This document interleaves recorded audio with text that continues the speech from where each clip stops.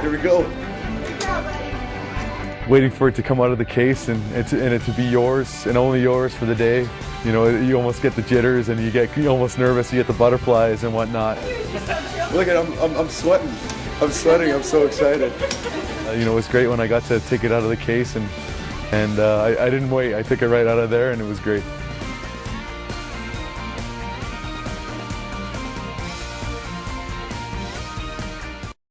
Yeah, I took it to the Serbian Cultural Center there and the church there, and you know I wanted to do something little public, you know, just this year. And I have a strong support group, you know, from my background being Serbian, former Yugoslavian, and you know, so I wanted to bring it there.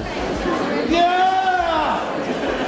I waited a long time. And it's actually been a good year for us Serbian athletes, with myself winning the Stenli Kup, Siljakovic winning the NBA, and Novak Djokovic. He's won Australian and the Wimbledon, and I felt like it was going to be a cool thing to do.